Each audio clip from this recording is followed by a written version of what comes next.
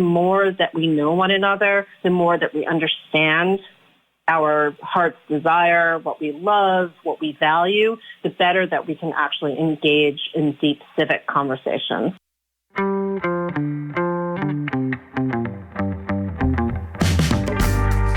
Hey, Adam Davis here. In this episode of The Detour, we're thinking about civic love. Civic love, you say?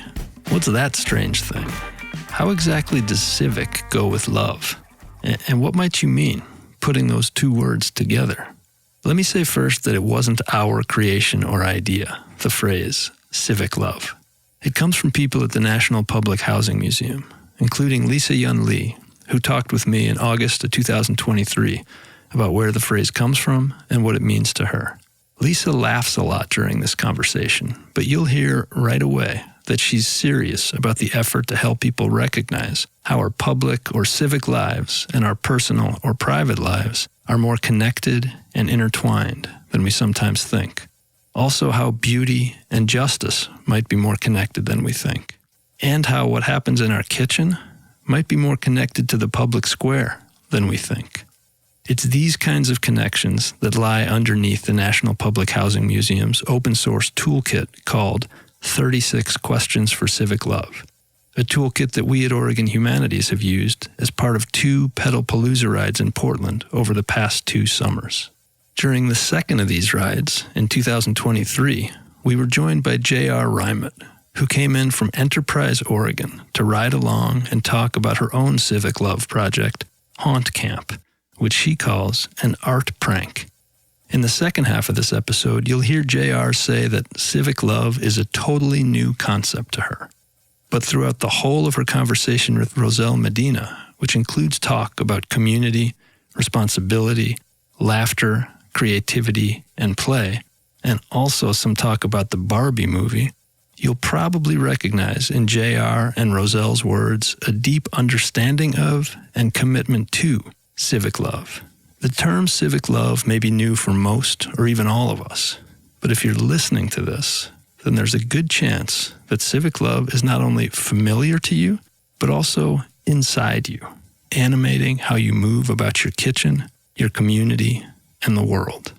Interspersed throughout this episode, you'll hear a number of different voices reading many of the 36 questions about civic love. These questions are being read by Oregon Humanities board members and friends who gathered in mid-October at our office in downtown Portland. We only ask that they read the questions, and we deliberately did not ask them to provide answers or responses. The responses, as usual, are on you. But let's see. Here's Lisa. So thanks, Lisa, for joining us on the phone to talk for the Detour and to talk about civic love. I wanted to ask you right at the start, with the National Public Housing Museum, you helped develop these 36 questions about civic love. And I was thinking, should we talk about those questions and about civic love, or should we engage in answering some of those questions? What do you think is a better way to explore that? I love the question that you just asked. And if you know me, you know, of course, that we should always talk, not instead of talking about stuff, we should actually do the thing. You know what I'm saying? Absolutely. So I think we should do the thing and then also maybe, theorize and think a little bit about it. Okay, great. So, hey, Lisa, what's your favorite kitchen smell? It has to be the smell of a pot of rice. Mm-hmm. And ever since I was little, I just love that smell. We always had a pot of rice going, and, that's my jam. What about you, Adam? What's your favorite kitchen smell? I think it's garlic right after it hits the oil, which is the start of most dinner at our place. So I think that's it. There are plenty of unfavorite kitchen smells that I don't want to talk about, really, but that's the favorite. Yeah. And Adam, let me ask you one, which is, when you wake up, what's the first sound that you hear? Yeah, usually so we live in a part of Southeast Portland that's pretty quiet during the night, but it's usually some sort of car sound, whether it's a car door or a car pulling out or occasionally a beep. It's rarely our dog. It's usually a car that wakes me up. How about you? Yeah, well, when I am with my doggy, who is Portuguese water dog, who I love, it always is the dog because he sort of sits right up. He looks at me and he goes, because he wants me to wake up. And so, but when I'm not with my dog, it usually is my alarm, which happens to set to be a Lupe Fiasco song. Okay. So, which is really sad because I love Lupe Fiasco, but when I hear that song, it triggers me, right. And I don't, I get all stressed out. So, note to everyone in the world: never pick your favorite song to be your alarm. Yeah, it's a negative association. So we've just asked each other 2 of the 36 questions about civic love, and it's interesting, even thinking about these 2, I want to follow your encouragement, not only to talk about the questions, but think about them a little, because civic love, at least right off the bat, if I hadn't been through this before, I would think, okay, we're going to talk about civics. And these first 2 questions we've talked about, kitchen smell and what wakes you up in the morning, those both sound pretty domestic. Yeah. So can I just ask you, what do you think about the relation between these questions that seem anchored in the domestic or home experience and civic love? Yeah. Well, that's a really good question. I mean, I definitely believe that the kind of binary between private and public, home and sort of civic space is one that has been constructed through history. And at times that divide has been, I think, very liberatory. And at other times it's been completely oppressive. Like if we think about sort of the push of women into the so-called domestic space and sort of the valuation of reproductive labor in sort of domestic spaces versus productive labor, And so I think there was a very intentional move to break down those barriers between the public and the private. And because so much of our lives, our sense of self, is created first in our home spaces.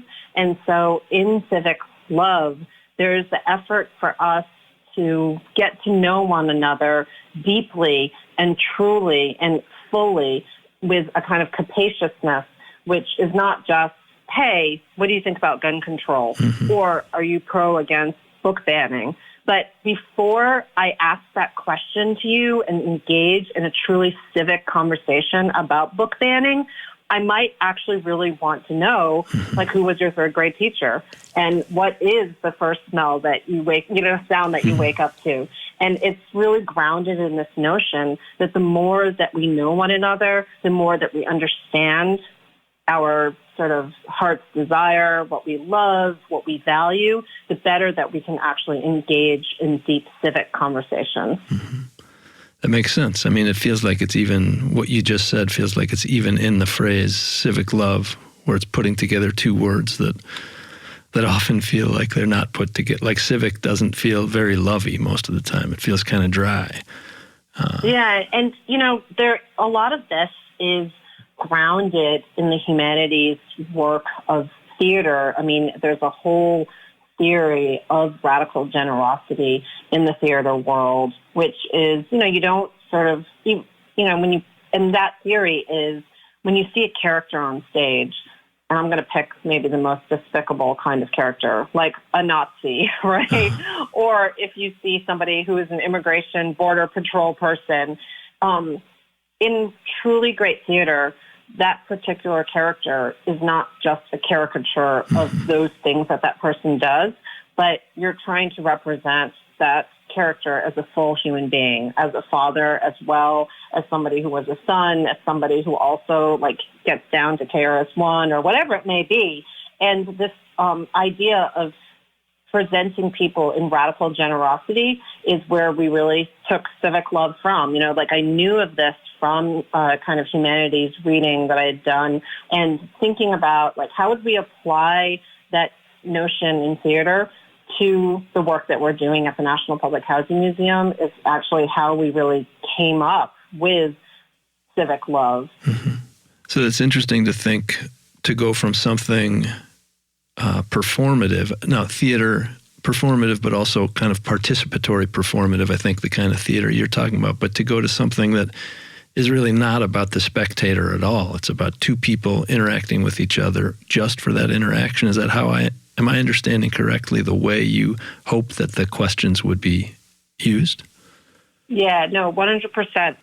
Can I ask, so that this started early in the pandemic. We're now, in many ways, at least we seem to think we're sort of out of the worst parts of the pandemic. How's the recipe looking now? Yeah, I mean, I think it's even more relevant and important now. I mean, I think just because as a society, we've really just lost the skill of talking to one another as opposed to talking at one another. It's a kind of civic muscle that we have not practiced because we don't also see it practiced, whether it's in government or on television anymore, or anywhere. I mean, it's just people screaming at each other and really digging their heels into their positions and sort of like really ideologically, sort of pushing a position at someone rather than deeply engaging with one another, And so this idea of how do you help us all develop a kind of muscle again to talk to one another and to listen, because as much as a talking tool, this is really a tool for active listening. And you really aren't supposed to, one of the core principles of civic love is even if you want to, you're not supposed to actually talk back to the other person, you really are just listening. And then sort of in the questions, there's a toolkit that you can sort of download off the, our website, but you'll see at every kind of 12 questions, there is a moment that you can sort of reflect, and it comes to a question, something like, what do you notice that we have in common with one another? And it's sort of based solely on, what we've talked about. But the amazing thing is, you'll have two complete strangers who've not met one another, and you're talking, and you realize there always are things that you really can find in common with one another. And, something that you'll see with civic love is the questions, they start to amplify, and it moves into questions like, what privilege do you know you have, and when did you become aware of that privilege? Because so much of our conversation now around race and class and gender privilege is something that we really need to be talking and thinking about as a society. But it's really hard to just bring people together and say, hey, let's talk about white privilege, right? But that's question 34. And so before you've talked about that, you have talked about who your most memorable teacher was, what scares you, what, if anything, is too serious to be joked about. And so you really know a lot about something and somebody, and you also have told somebody a lot about yourself. And so this kind of, a lot of the civic questions that you were talking about, that you were saying that are in the public sphere, that as a society we should be talking about, whether it's the social welfare state, housing insecurity, policing, public education, social determinants of health, whatever they may be. In order for us to be talking about them, we have to be willing to be vulnerable with one another. And usually we think about home and domestic spaces as the place that we can be vulnerable. And then you kind of put on your armor and you go out into this sort of world, But I think in order for us to truly grapple with these big civic issues, we have to be willing to be vulnerable with one another. And that's something that this project is really also trying to help us develop and kind of, build this kind of dialogic space, for lack of a better word, where we can be vulnerable with one another in order to really honestly and truly talk about these issues. Yeah. How have people over the last few years, who's encountering these questions and this experiment, and how are they coming to it? Well, first of all, we do our own programming, and so we use a lot of these questions at the beginning. And so of just our public programming, getting to know either people who are musicians. We're about to do a big concert in Millennium Park with public housing residents.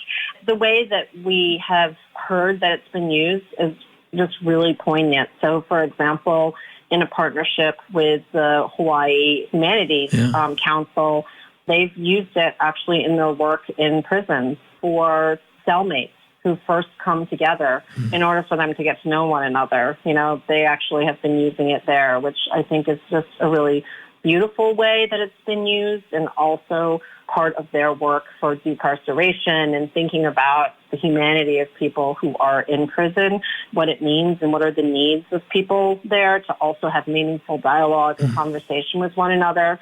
And so it's been used in a lot of different contexts now. And our joy is to have this toolkit online, to ask people to download it and to use it in whatever way that they want to use it. And we've also heard that sometimes at what is called Thanksgiving, it's also Indigenous Peoples Day in the United States, people have used it at family gatherings because they're like, we don't know what to talk about with our family. That's meaningful. And so people sometimes have just done it in their home context too, with their family. I was thinking about what you said about the early questions especially are sort of, let's just get to know each other as people, and that they kind of build in intensity and maybe in that some of them might be tough to talk about right off the bat, but they're easier once you have connected a bit. And I wanted to ask you the question about disciplining a neighbor's child. So question 32, would you discipline a neighbor's child? You're laughing. I like the sound of that. Yeah. Yeah, that's a hard one. Let me ask you first. Would you discipline a neighbor's child?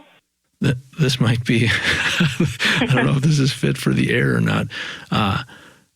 My son, when he was about 14, had a couple friends over, and two of them had been in the bathroom, and then they, at our place, and then they left right after that. And I happened to walk in there, and there was, let's just say the seat was not clean.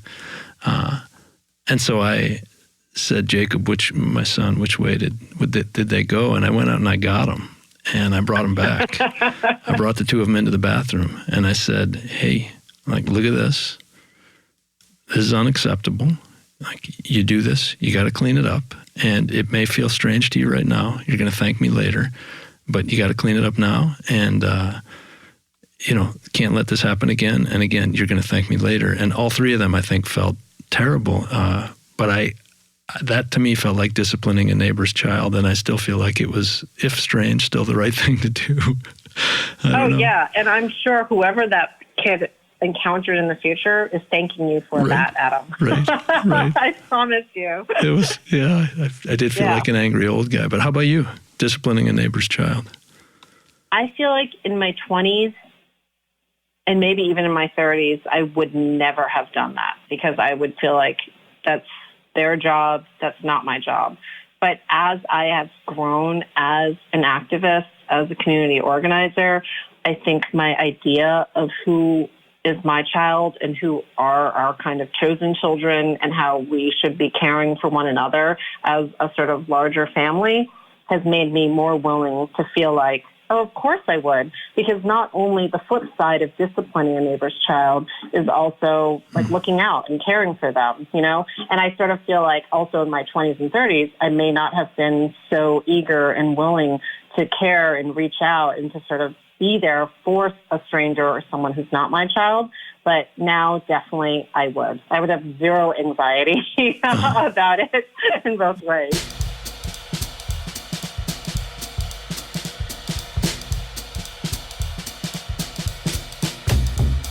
Would you discipline a neighbor's child? Name 3 things we appear to have in common. What do you keep in your cupboard that someone who raised you also kept in theirs? A minute ago you used the word activist to describe yourself, and I was thinking about the relationship between that term, activist or activism, and civic love. And I guess, what do you mean when you say activist? Yeah, that's a really lovely question, Adam. I mean, I usually have a way that I answer it, and then you kind of threw me for a loop by thinking about how I would link it to civic love. Because usually I sort of talk about this great quote from Toni Cade Bambara, where she's a poet and philosopher, writer, and she said that the job of a cultural worker is to make the revolution irresistible.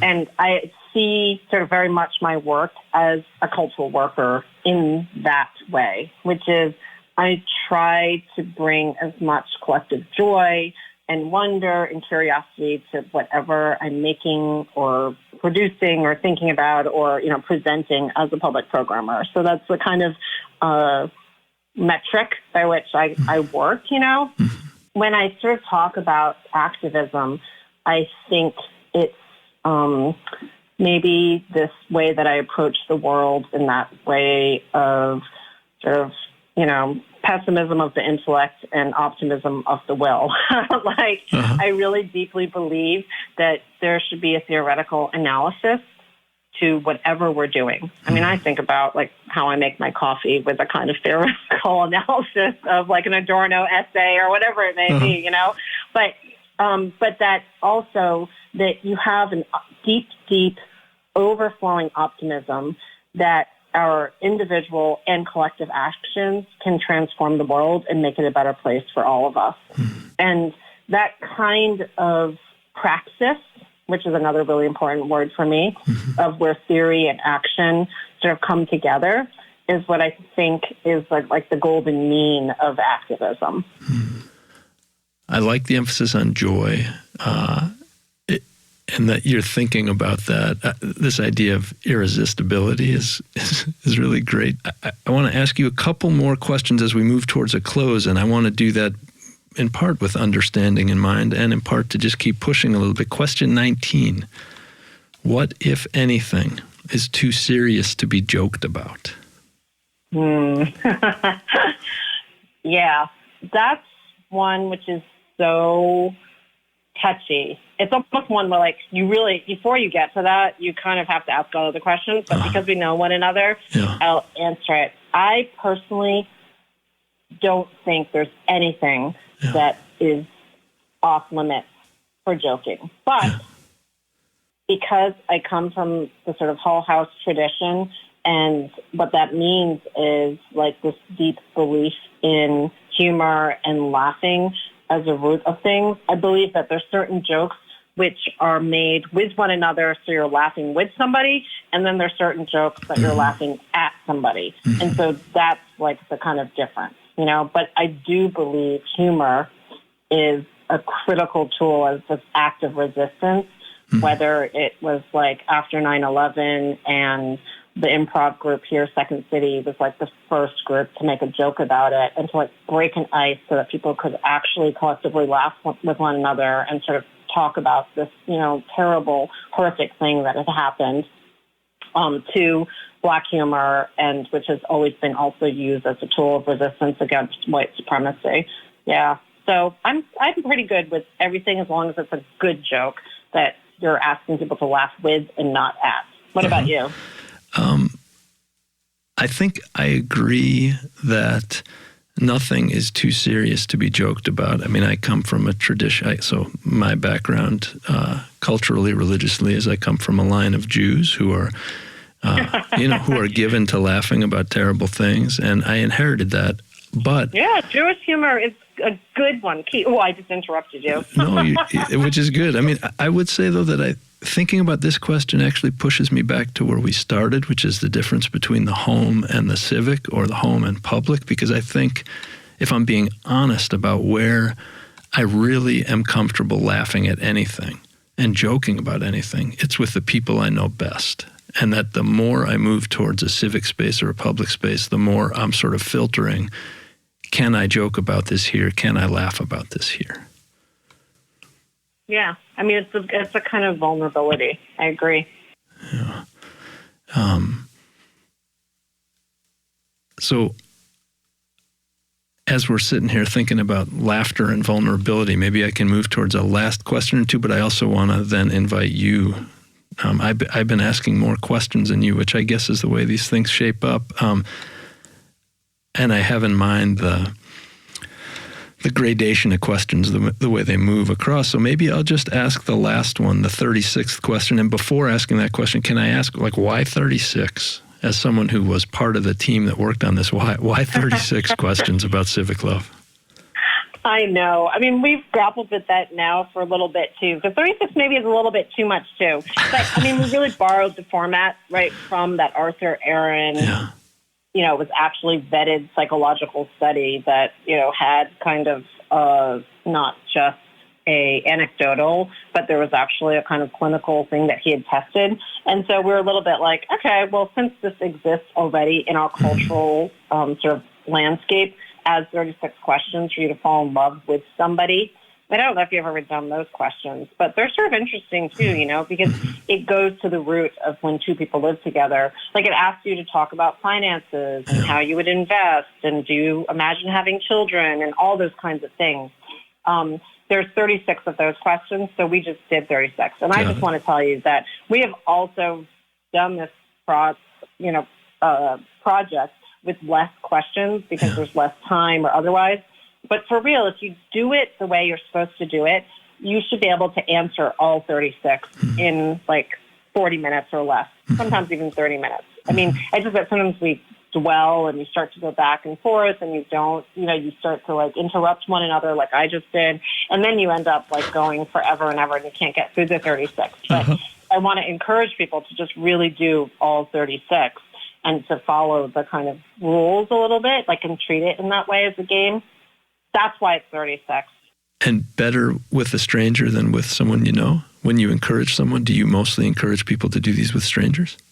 Yeah, but I think people do it sometimes in the workplace also, and you always learn really surprising things about people, So I don't think it has to be a stranger. And I think when you start to talk to people that you know and love with these questions, you realize also how much you don't know about them. You know what I'm saying? Yeah. So that points to number 36. Number 36, which is name one thing you learned from this conversation that you want to carry into your life. Oh, yeah. When somebody asks questions about how something came about, I learned that there is a kind of mainstream narrative, which even when you're telling the truth, you sort of rely on. But if the question is asked a little differently, that it opens up a whole new world to like an infinite amount of stories of how things come to be. So I feel like the way that you ask the questions about where 36 questions came from, it made me understand whole new ways of this project coming to being that I otherwise would never have thought of. Nice. The last thing I want to ask is not a question, it's an invitation. So we've been talking about these 36 questions. I've been asking questions. I wonder, as you do this work, and when I say this work, I mean far beyond the 36 questions about civic love, but your work in the world as you understand it. Do you have, is there a question or a couple of questions that you feel like lately or in an ongoing way have just continued to live in your head? I mean, I think that I am constantly thinking about love these days, what it means, how do we manifest it. And I recently read a book by Claire Detour called Monster, and it's about sort of artists and writers who we love, who we think are monsters now, whether it's Woody Allen to Picasso to, all these people that we've learned about that, like Michael Jackson, and what does it mean for us to now treat them as monsters? And it's like about cancel culture and things like that. And it has made me reflect a lot about, like, what does it mean to love something in this world? And of course, as a parent, I have, a 25-year-old and a 21-year-old who are so aggravating me now sometimes, who sometimes I don't even see very often. And it's like, what does it mean to be a parent and to love? And what does it mean to be a daughter? And what does it mean for me? Like, do I love, this nation or not? And what does it mean? And how would you manifest that love? And, Grace Lee Boggs always said, of course I love the United States so much. That's why I want to change it. Why would I wouldn't be invested in changing this country if I didn't love it, And so for me, this sort of deep notion that bell hooks and other people have said, like, it was so surprising when bell hooks came out of the book about love after writing so much about Black feminism and civil rights and other things. And I think a lot of people turn to love. And I'll just maybe end with an Adorno quote, which I love so much because he's my guy, who I studied in school. And he says, we become free human beings, not by each of us realizing ourselves as individuals, but rather in that we go out of ourselves, enter into relation with others, and in a certain sense, relinquish ourselves to them. Dr. Lisa Yun Lee is the executive director of the National Public Housing Museum. She lives in Chicago.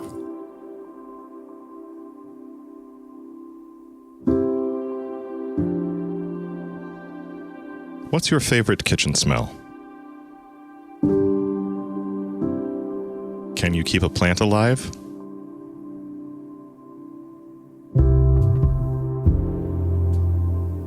What sound wakes you at the start of your day? What's one thing that you've done for self-care recently?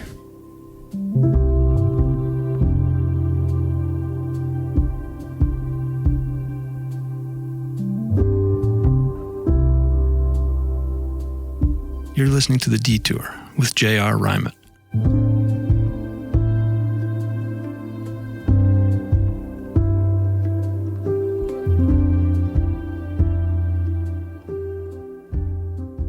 Hi, JR. Hi, Roselle. How's it going? Pretty good. Good. Gorgeous day out in Wallowa County, Oregon. Nice. It's a beautiful fall day here in Portland, Oregon, and I'm so glad that we get to talk. Will you just introduce yourself for the wonderful people who are listening? Yeah, absolutely. My name is JR Rymut, and I live out in Enterprise, Oregon. It's a pretty small town, kind of as north and as east in Oregon as you can get. We have about 2,000 people in town, and I moved out here after living in a bunch of cities about 7 years ago. And my heart has been poured into this project I've called Haunt Camp for the last few years, getting it off the ground. Haunt Camp, that sounds amazing. Can you tell us about Haunt Camp, please? Yeah, absolutely. There's a lot of ways to describe it, and they're all very sincere directions, and some of them are like a little bit more romantic than others, and those are the ones that I try to keep off the grant applications generally. But Haunt Camp is an art prank that I run with teenagers out here in this very rural setting. And it's a design-build program where we design and build an avant-garde haunted house for Halloween.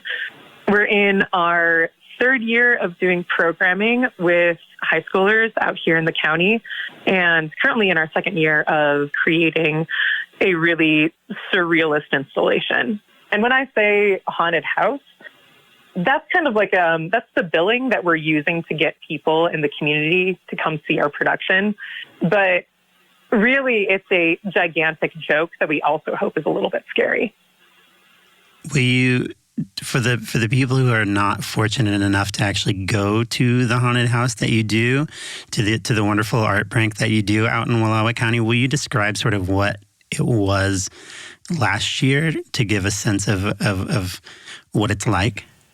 Yeah, absolutely. So we're all about really collaborative design. That's what I find the most exciting about it. And so everything is collaboratively brainstormed with the kids. And I feel like it's my role to kind of pick out what are the best and funniest ideas. And with my career background, I'm also one who knows how to put these ideas into practice, as I've spent many years building museum exhibits for large-scale fabrication studios. So last year, our theme ended up being a riff on the Cheesecake Factory restaurant. There's also no Cheesecake Factory restaurant within hours of where we live. But we created an installation called the Cheesecake Laboratory. And it starts off in a very gaudy restaurant scene and quickly turns into a cheesecake nightmare. You think that you're showing up for a cheesecake eating contest, but it turns out it's the cake that's trying to eat you. And so you show up in these rooms. We had a huge community production, lots of adult volunteers that were working alongside the kids acting in the haunted house. And we kind of go through the restaurant, through the kitchen, through a bathroom scene where things start to really go haywire, which leads to a secret tunnel into a cave sequence in which you actually meet the mad scientist of the laboratory. And then this huge mother monster she's both made out of cheesecake and she's kind of the originator of all the cakes within the installation and also captive of the Cheesecake Laboratory. And to escape her, you have to feed her a glow-in-the-dark foam cheesecake and then escape through an oven-made sequence. I love that there's no cheesecake factory anywhere near the small, wonderful town where you live, and that the one cheesecake factory that's ever been there has been haunted by the dexterous minds of the youth in collaboration with you. I think aesthetically, even though there's only one, we did a brainstorming exercise to come up with our themes, and I had the kids just come up with different places. And I was so happy that you were able to sit in on this brainstorming session for this year's installation as well, Roselle. But I had asked the kids some of the prompts were, where have you gone on vacation? So I think we just had one student who went to Seattle to the Cheesecake Factory restaurants. But it's saying something about that franchise that it is so visually potent that everyone in our class got it and knew that it'd be the funniest, most interesting one to do that year. Yes, the brainstorming session honestly has been a highlight of my year. I had the wonderful fortune of going out to Wallowa County and being in the room and actually participating a bit on one of these brainstorming sessions. And if you haven't, there are these things that I feel like grown-ups stop doing. You know, we, as a friend of mine wrote recently in a thing that he's writing, we stop laughing at stuff that's not like explicitly funny, and in that process, we lose so much of the charm and the humor of life and of imagination and creativity, and being in that room talking about what could be haunted and by what and how was it was wonderful. It was so wonderful. And it's something that the listeners can try at home. Think about what can be haunted by what and how.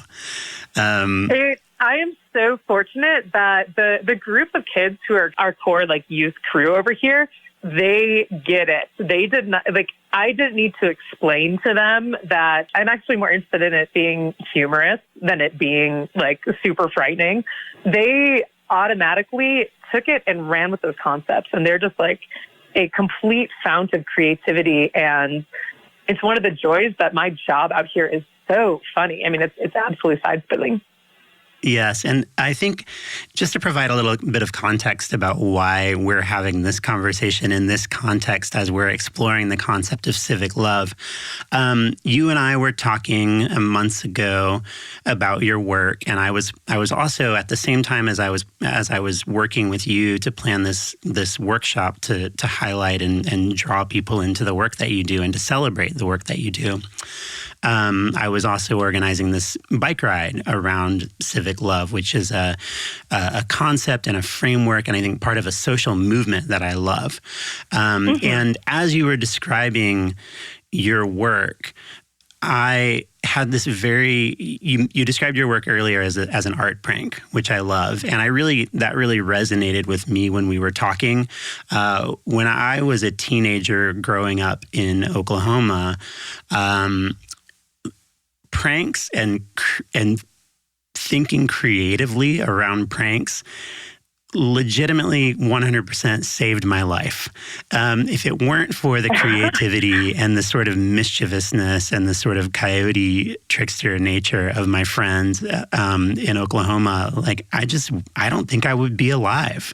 We took a lot of our angst and our frustrations with the world and our sort of and also just our silliness, and we took it and we distilled it into like just creative pranks. I think I shared with you. We used to drive up to people who were, walking down the street, and we used to ask them for directions to Parsons Street, and when they said I don't know, we would give them unsolicited directions to Parsons Street. And so those kinds of things. And as I was thinking about it, and as I've been thinking about this framework of civic love, I think that like our imagination and our creativity and our to some extent like our mischievousness is a necessary part of civic love. You know, for me, civic love is more than just voting. It's more than just, you know, organizing our neighbors around political issues. It's also about, you know, it's also about celebrating just like the silliness and the weirdness and the wonderfulness of being alive and having an imagination. So I'm curious, like when we were talking and we were planning this workshop, what did you think about the phrase civic love when we first talked about it? Well, I'll also just jump in and say that I remember that conversation about teenage pranks, and also my teenagerhood really informed me, wanting to work with youth of that age, and also a lot about haunt camp too. And I remember I grew up in Milwaukee, Wisconsin, and I had a really good group of very funny, very inventive, energetic friends who were really, I think that we were still kind of in this concept of play, like a little bit longer than a lot of our other peers who seem to be, you know, kind of like emulating adulthood, going to parties on the weekend and having all these like really, you know, like similar stories that I didn't find attractive. And it was my group of friends that were crawling around in the storm drain system of this city, exploring the tunnels underneath, and also just really running amok in this really cool city that I grew up in. And I also, part of that, I remember the feeling of being a teenager and having ideas that I really wanted to be taken seriously for. And I think I remember the times where I had been maybe dissuaded or not encouraged to pursue those things, or written off as too young or idealistic. And rather, I wish that I had like kind of received a little bit more encouragement and mentorship. And that's really driven like kind of like a lifelong want to interact with kids who are kind of in that same age and place in life, and really be of service to them. But going back to civic love, that was a totally new concept to me when you talked about it. And it also likewise was really resonant to me. I think a lot about the word community a lot, and I think about being in service to community, and civic love is just, it's a little bit different than that to me, and a little bit more specific. One of the things I love about it is that it has the reason for it right in the name, because it says that it's love, you know, and it's like thinking about what I do, what you do, what we do within kind of like a framework of like, oh yeah, this is a labor of love. This is the reason why it's happening and why we're talking about this concept. That's really powerful to me.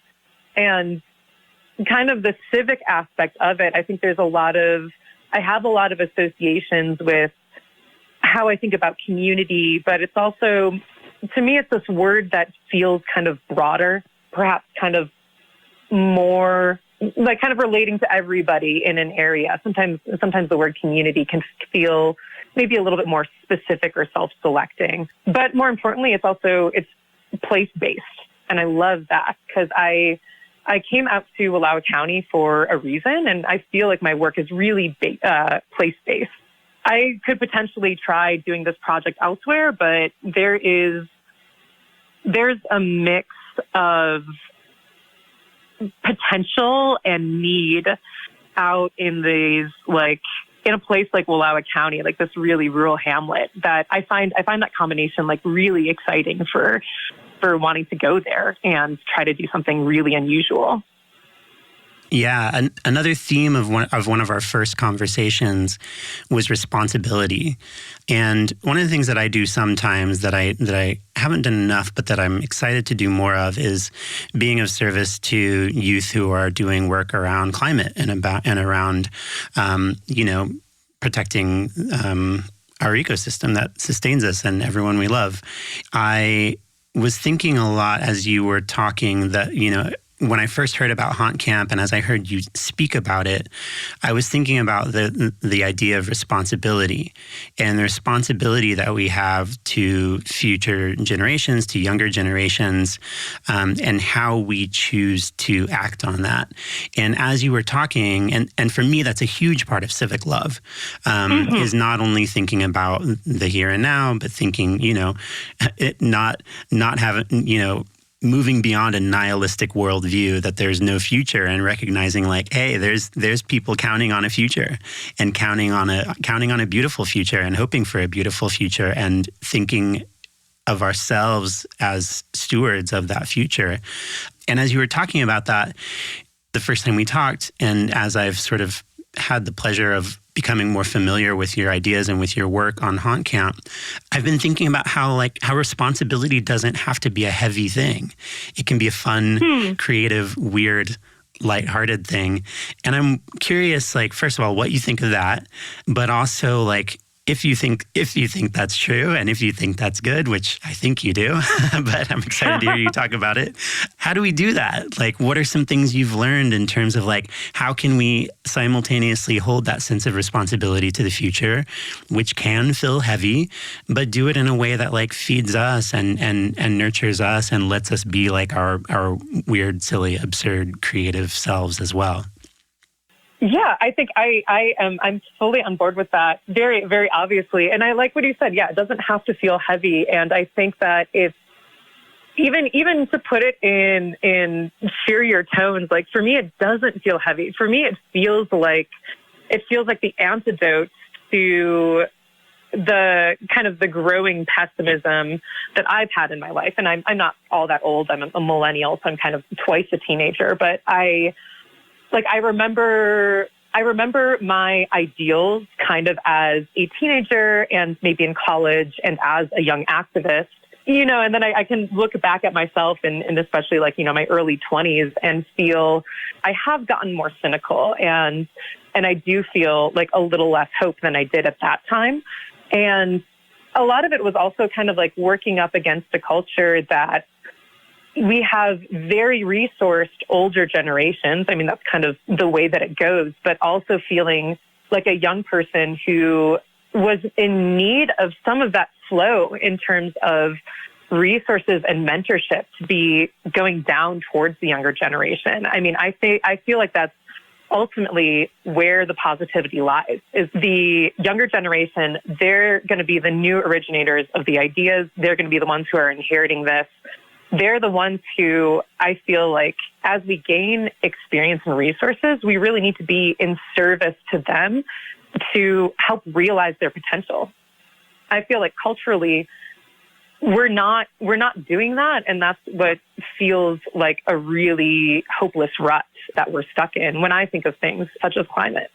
I think it's the old guard has been kind of misusing and hoarding resources. And I really want my generation and the new ones to feel very much giving back to who's coming next. Yeah, absolutely. I want to bring something else into it because I think culture and storytelling for me are such an important part of this civic love framework, the civic love movement. So there's something that I know, there's a story that I know you were really excited about. And actually I went as a film, and I went and saw it, and I was thinking about you a lot during the film and wondering and kind of wishing that we could watch it together. It's the Barbie movie, right? And it's the Barbie movie, and I want to hear what I want to hear. I was thinking about you, and I was thinking about the work that we've done around bringing imagination and into the civic love space, and I want to hear: is there a connection between the Barbie movie and civic love? Oh, you're being serious? Yeah. Oh my God, I was just making a joke. Yes. I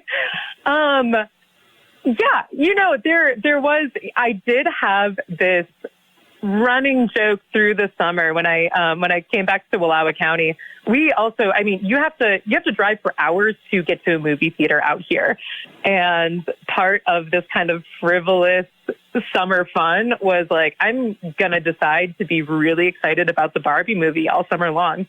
And it's not like that was necessarily forced. But I'm certainly not going to defend it as the best movie I've ever seen. It was more about the cultural fervor, but I really enjoyed what felt like so much fun excitement about something that was just like a little pervasive in these little ways. It was centering a femininity, which like isn't necessarily celebrated. It was celebrating frivolity and beauty and fashion and the color pink. And,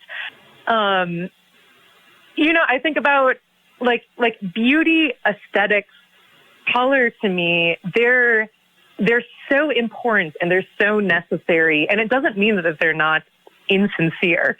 And honestly, when I think about civic love, I go in directions where I think about beauty, like just beautifying the spaces that we occupy. It's just really, it's life-giving to me. It's energizing to me. But yeah, to bring it back to the Barbie movie, it was like this cultural moment. And I think it was also us like kind of coming out of pandemic isolation still. And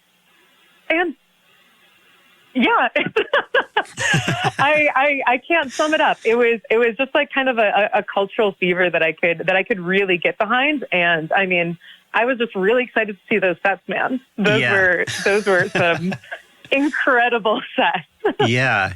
And I felt like Michael Cera as Ken's friend deserves some sort of award. I think I'm going to make one and send it to Michael Cera.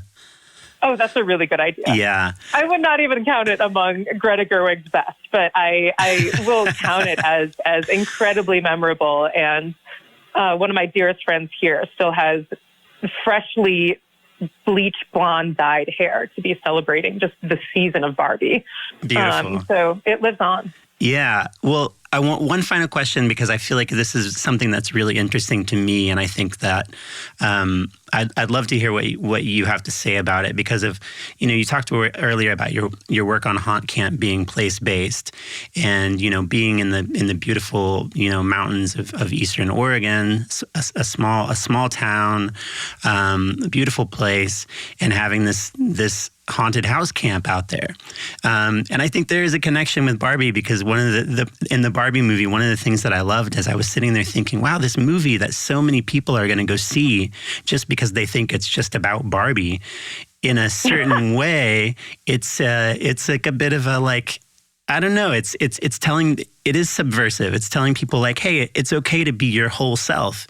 And until you feel like you're free to be your whole self, like you're not going to show up in the best way you can for the world, right? I think also it was just about play. Like anytime there's kind of this cultural excitement about just doing something for the pure fun pleasure of it, I feel like that's such a rarity and we need that levity. We just need to see more people dressing up in costumes, dressing up in hot pink to like go to the movies and experience this with other people. Like there was this very palpable sense of play around the entire release. Yes, yeah, I think you kind of you saw where I was trying to go with that, and I think you went somewhere interesting with play. And I think one of the things that Lisa Lee, who with the National Public Housing Museum, who's been influential in co-creating the Civic Love framework, it's really interesting. One of the things that Lisa talks about around civic love is pushing through and moving beyond binaries, binaries that separate the idea of public and private, binaries that separate the, even that separate the body from the mind, like what are these binaries that we hold? And by pushing beyond them, how do we sort of open up and expand what our world can be? And so I think that one of the things that I find really beautiful about Haunt Camp is that, and I saw this when I went out and visited you and got to spend time at the concept meeting, was I saw young people not only being told that it was okay to be their playful, absurd, weird, creative selves, not just that it was okay, but that it was part of like what the culture of that thing is. And I think that's wonderful. So the Civic Love Framework, as created by the National Public Housing Museum, is many things, including this sort of open source framework for helping people access and expand this concept and practice of civic love. I wonder if you might open source your work a little bit.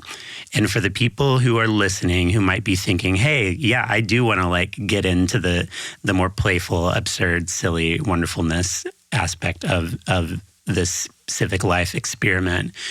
Can you give like 5 questions that people might consider when they're hanging out with their friends and conceptualizing a haunted house? One of them, we were thinking about how to kind of push expectations by what is the role of the visitor within this haunted house? Like, how can we give the visitor purpose? How can we make the experience less passive for them? Can we give them a role? Can we give them a prop? Can we kind of set them back on their heels a little bit by doing something more unusual than what they're expecting, which is to kind of tiptoe through an exhibit and then just have people hop out and scare them. So we kind of play with that. How do we incorporate like props and games and a plot line into our haunted house? Other things that we were thinking of is I mean, we just had so many prompts that were in very esoteric directions, and I encourage anybody to do that as a brainstorming exercise. Just think of places and write down how you would go about haunting them. We had one student who really took it far afield, and I remember the inside of a bird's ear was one of the prompts that he wrote. And I have to say, I've never thought about that before, but I have been thinking about it for about 1.5 years since. Yeah, I think those are good. Yeah, and I encourage people, sit down with your friends. Think of what could be haunted. Think of how you can have fun in the world. Well, if I can actually plug something for a second. Please. If anybody out there has some bright ideas, we do have a Haunt Camp hotline, which you can call and leave us a voicemail. If you have any haunt ideas or any jokes you want to tell, or if you just want to leave us whatever weird message is going through your head, the Haunt Camp hotline is open for you. That number is 213-699-666. JR Rymut is an exhibit fabricator, community organizer, and prankster with a career in building museum dioramas and film sets, and the creator of Haunt Camp. She lives in Enterprise, Oregon. What makes you feel safe? What's your favorite gift you've ever received? What chore do you dislike doing the most? Have you ever done a choreographed dance? Do you remember any moves? Name one thing you learned from this conversation that you want to carry into your life. You may have heard a few names and books that you didn't catch in this episode. We've compiled them for you in our show notes on OregonHumanities.org. I want to take a quick second to ask you to do us a favor. We just shared our 25th episode of the Detour last month. If there's been a conversation or two that you enjoyed or something you heard here that got you thinking, please let us know by leaving a review. We really want to create episodes around questions and ideas that are important to you, and we're at a point where your feedback would be enormously helpful. At Oregon Humanities, we share stories, facilitate conversations, and support partnerships that demonstrate and depend on the idea that everyone belongs. We bring people together to talk about housing, mental health, political power, land use, criminal justice, and other difficult topics. Whether you participate in a community conversation, read our magazine, attend a training or workshop, or listen to this podcast, you're doing your part to encourage belonging through curiosity, conversation, and understanding. Gifts to Oregon Humanities help Oregonians explore challenging questions and celebrate collective joy. Visit OregonHumanities.org to donate now or find us in the Willamette Week Give Guide through December 31st. The Detour is produced by Kieran Bond. Dave Friedlander is our editor. Adam Davis is our host. Ben Waterhouse, Karina Brisky, and Alexandra Powell-Bugden are our assistant producers. Thanks for listening.